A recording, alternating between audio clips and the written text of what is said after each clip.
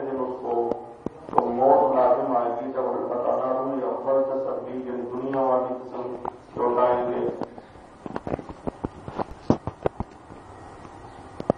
انسان جب اللہ کی راہ میں اپنی جان قربان کر دیا، اس نے جان قربان کر دی، اللہ نے اس کو جنت میں داخل کر دیا ہے. اب ہمارے علماء اہل سنت والجماعت نے اس آیت اور حدیث کی شرح کرتے ہوئے کہا کہ جنت میں دوسرا جسم مل گیا. جنت میں یہ جسم دنیا والا تو قبر میں ہے، یہ تو ہے میت. وہاں دوسرا جسم مل گیا، یہ برزخ کا زمانہ اس میں ہے. جب قیامت کا دن ہوگا اس روح کو اللہ اس جسم میں واپس کرے گا.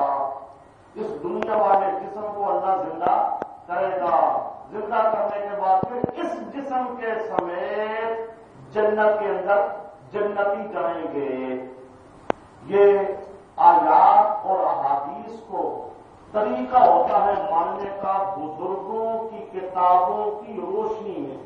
ہم کہا کرتے ہیں ماننا ہے قرآن و حدیث کو، پر اپنی طرف سے مانے بنا بنا کر نہیں، بلکہ مفسرین محدثین نے جس طرح آیات کو واضح کیا ہے، حدیثوں کو واضح کیا ہے، ان کی روشنی میں قرآن اور حدیث پر ایمان لانا ضروری ہوتا ہے.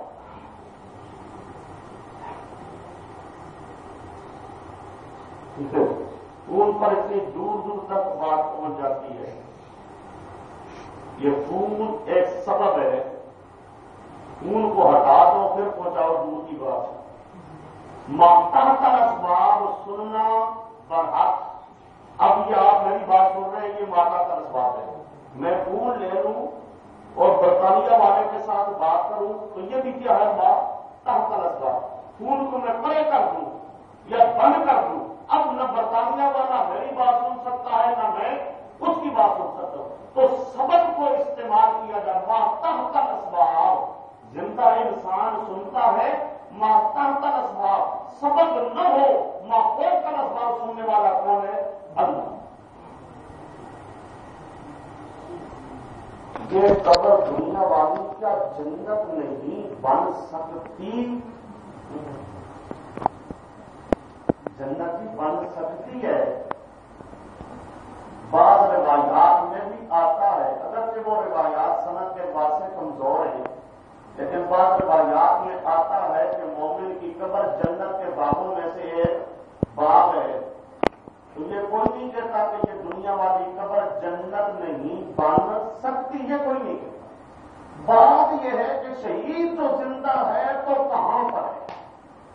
آیا اسی قبر میں زندہ ہے یا جنت میں زندہ ہے؟ تو ہم بتا رہے ہیں قرآن نے جو بتایا، حدیث نے جو بتایا، صحابہ نے جو بتایا، تابعین نے جو بتایا کہ شہید زندہ اس قبر میں نہیں، یہ جسم نہیں بلکہ جنت میں. اگر بزرگوں نے رسول پاک نے یہ بتایا ہے کہ یہ جسم اور اس قبر میں، اگر یہ بتایا رسول پاک بتا دیتے، اللہ بتا دیتا، ہم تو ماننے کے لیے تیار. لیکن وہ نہیں بتایا. کیا بتایا؟ جنت والی زندگی بتائی. تو وہ بات ماننی چاہیے جو پیارے پیغمبر نے بتائی، قرآن نے بتائی، صحابہ نے بتائی. کل شیء خالق اللہ وجہہ. اچھا ہی اپنی ہر چیز تباہ ہو جاتی ہے. ایک سمپل بدل سے پتہ نہیں کیا باقی رہتی ہے. انسان کا جو جسم ہے مٹی اس کو کہا جاتی ہے. عمومی طور پہ انسانوں کے لیے یہ تذکرہ ہے. ریڑھ کی ہڈی، ریڑھ کی ہڈی اس پر لاپاک باقی رہتا ہے، ہڈی باقی ہے، باقی جسم سارا انسان کا عمومی طور پہ مٹی کہا جاتی ہے. لیکن انبیاء کے پاک جسموں کو اللہ پاک اپنی قدرت کاملہ سے محفوظ رکھتا ہے. مٹی پیغمبروں کے پاک جسموں کو نہیں کھا سکتی.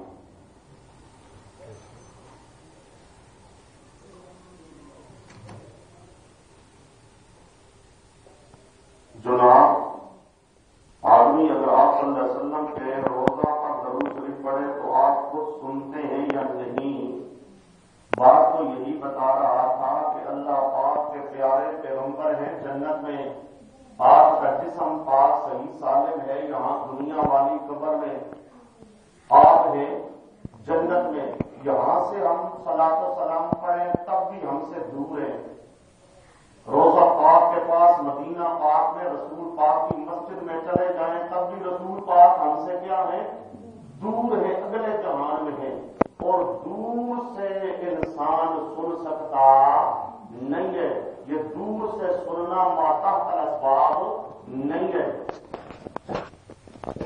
جو ظاہر اشتہار موجود ہے اس میں مختلف حدیثیں لکھی ہیں، خود رسول پاک صلی اللہ علیہ وسلم فرماتے ہیں، سیاہ ستہ کی حدیث ہے، ابو داؤد کی حدیث ہے، رسول پاک فرماتے ہیں کہ تمہارا صلو علیہ، تم مجھ پہ درود پڑھو، تمہارا درود مجھ تک پہنچایا جائے گا، تمہارا درود مجھ تک پہنچ جائے گا، پہنچ جائے گا، اینما کنتم، جہاں بھی پڑھو، یعنی میری قبر کے پاس پڑھو تب بھی پہنچے گا، قبر کے دور پڑھو تب بھی پہنچے گا۔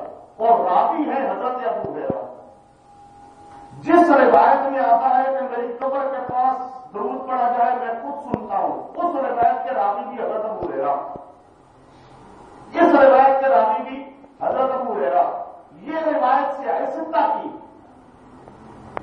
کہ جہاں سے بھی پڑھوں تو میں سنوں گا نہیں بلکہ مجھے اللہ پہنچائے گا، میں سنوں گا نہیں بلکہ مجھے اللہ پہنچائے گا، اور جس روایت میں آتا ہے کہ میں سنوں گا اس روایت کا راوی محمد بن مروان سدی سبیر، پہلے درجے کا قذاب اور جھوٹا راوی، اور وہ روایت نہ بخاری میں نہ مسلم میں نہ ابو داؤد میں نہ ترمذی میں نہ سیاستہ میں، دنیا جہان کی کسی عام کتاب میں ہے ہی نہیں۔ کس کتاب میں؟ رواہ ابو الشیخ کی کتاب الثواب، ابو الشیخ کی کتاب الثواب، ابو الشیخ کہاں؟ اس کی کتاب الثواب کہاں؟ دنیا جہان میں کہیں ہے ہی نہیں۔ اب اس میں اور اس میں راوی محمد بن مروان سدی سبیر قذاب جھوٹا راوی، اب ایک طرف وہ جھوٹی روایت، دوسری طرف اسی حضرت ابو ہریرہ سے صحیح روایت، ابو داؤد کی روایت، سیاہ ستہ کی روایت، رسول پاک فرماتے ہیں جہاں سے بھی کوئی درود پڑے، میری قبر کے پاس سے پڑے یا قبر کے دور سے، جہاں سے بھی پڑے میں سنوں گا نہیں بلکہ مجھے پہنچے گا، اللہ مجھے پہنچائے گا۔ امام زین العابدین حضرت حسین کے بیٹے، حضرت علی کے پوتے، رسول پاک صلی اللہ علیہ وسلم کے بڑے لباس سے، رسول پاک صلی اللہ علیہ وسلم کے بڑے لباس سے، امام زین العابدین وہ فرماتی ہے کہ میرے نانا جان نے فرمایا، وہ فرماتی ہے میں نے یہ حدیث سنی اپنے باپ سے، باپ نے سنی دادا سے، دادا نے بیان کیا رسول پاک سے، رسول پاک صلی اللہ علیہ وسلم، رسول پاک کے گھر کی اہل بیت کی حدیث ہے، اہل بیت کی حدیث۔ امام زین العابدین فرماتی ہے کہ قبر کے پاس سے پڑھو یا قبر کے دور سے پڑھو، جہاں سے بھی پڑھو رسول پاک کو پہنچ جائے گا۔ یہ نہیں ہے کہ سنیں گے، ایک آدمی کو دیکھا قبر کے پاس ہوتا ہے، ہمارے پڑے کیا کرتا ہے یہاں پر؟ پڑے یہاں کیا کرتا ہے؟ یہاں سے پڑھے یا دور سے پڑھے، جہاں سے بھی پڑھے گا رسول پاک کو پہنچے گا۔ یہ نہیں ہے کہ رسول پاک خود سنیں گے۔ حضرت حسن، حضرت علی کے بیٹے، رسول پاک کے لباس سے، وہ بھی فرماتی ہیں کہ ہمارے نانا جان نے، رسول پاک نے فرمایا، رسول پاک نے فرمایا کہ جہاں سے بھی درود پڑھو گے مجھے درود تمہارا پہنچ جائے گا۔ یہ نہیں ہے کہ میں سنوں گا۔ حضرت حسن کے آگے بیٹھتے ہیں ایک اور حسن، انہیں کہتے ہیں حسن مصنع، حضرت حسن مصنع کہتی ہے، اندر اس میں کوئی آدمی درود پڑے وہ بھی پہنچایا جاتا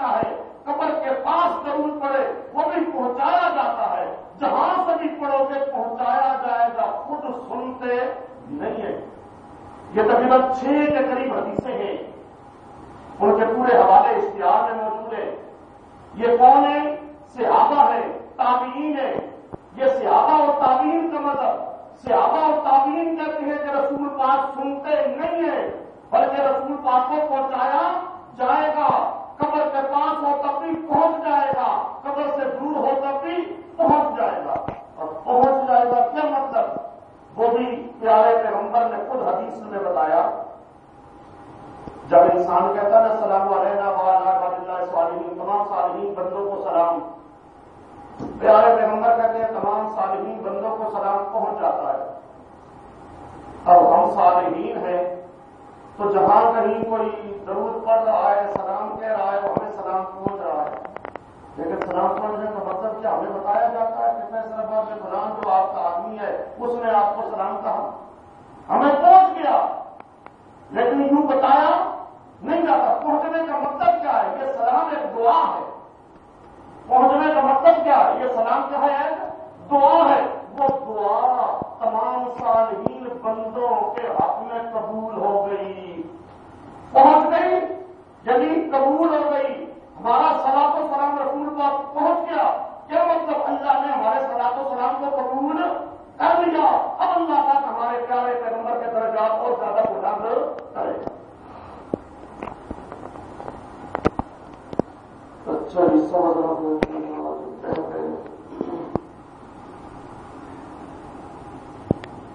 ہم نے سنا تھا کہ سبز رنگ کے پرندے میں روح کو داخل کرتے ہیں، میں یہ سنا تھا تو غلط سنا تھا۔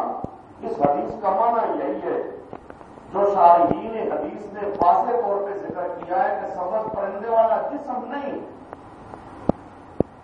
وہ کہتے ہیں فی اجوا کے تحقیق گویا کہ اللہ فی بمعنی اللہ، اللہ پاک یہ سبز پرندوں والی سواری دیتا ہے اور وہ شہید اس سواری کے اوپر سوار ہوتا ہے اور اس کے ذریعے سے جنت میں سیر کرتا ہے۔ اللہ پاک صحیح طور پہ قرآن و سنت کو سمجھ کے عمل کرنے کی توفیق عطا فرمائے۔